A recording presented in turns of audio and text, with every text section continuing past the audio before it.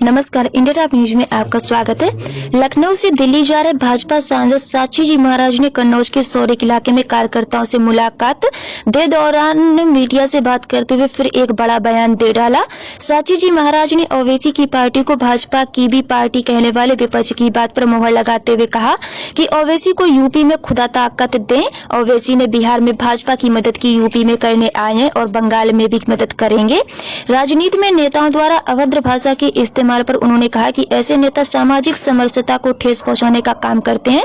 किसान नेताओं द्वारा सुप्रीम कोर्ट की बात न मानने पर कहा कि ये देश दुर्भाग्य है। दुर्भाग्य से कुछ लोग पूर्वाग्रही, परिवादी, जातिवादी, स्वार्थी लोग ने सुप्रीम कोर्ट को मानने को तैयार, न सरकार को न संविधान को मानने को तैयार है।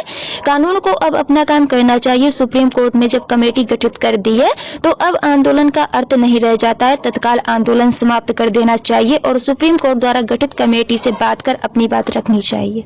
कहाँ जा रहे थे आप? कार्यक्रम तो कुछ नहीं, अपने संसदीय क्षेत्र से दिल्ली की तरफ प्रस्थान कर रहा था। इन लोगों को पता चल गया, रास्ता घेर लिया।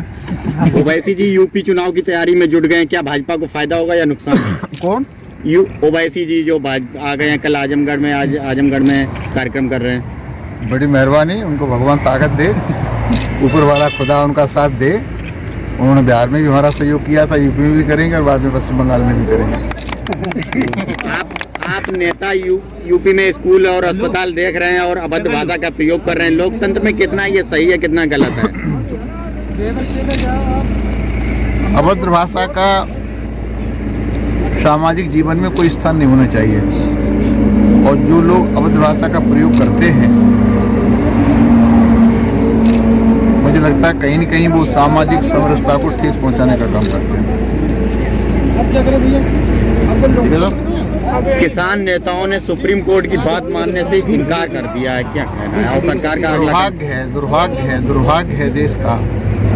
इस देश की रक्षा के लिए राष्ट्र की बलिवेदी पर सुभाष चंद्र बोस से लेकर के पंडित चंद्रशेखर आजाद, भगत सिंह, पंडित रामप्रसाद बिस्मिल, अशफाक उल्लाह, झांसी की रानी, रामगढ़ की रानी, हजारों शहीद इस राष्ट्र की रक्षा के लिए बलिवेदी पर न्यौछावर हो गए।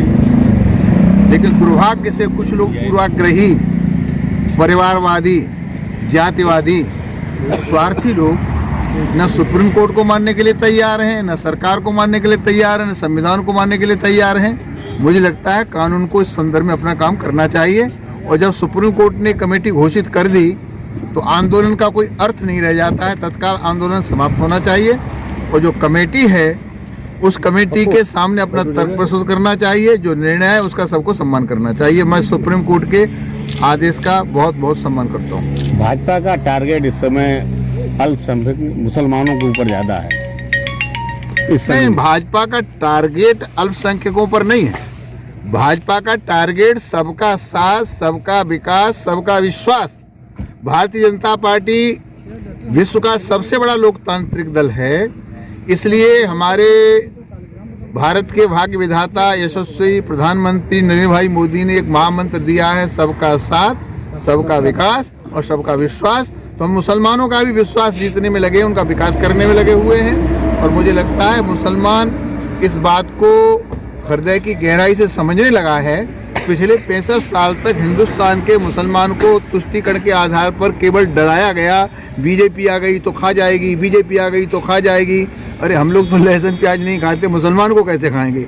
तो मुझे लगता है कि आज मुसलमान की समझ में आ गया कि वास्तव में हमारी हितैषी पार्टी भारतीय जनता पार्टी है। तो बड़ी संख्या में मुसलमान धीरे धीरे भारतीय जनता पार्टी से जुड़ रहा है।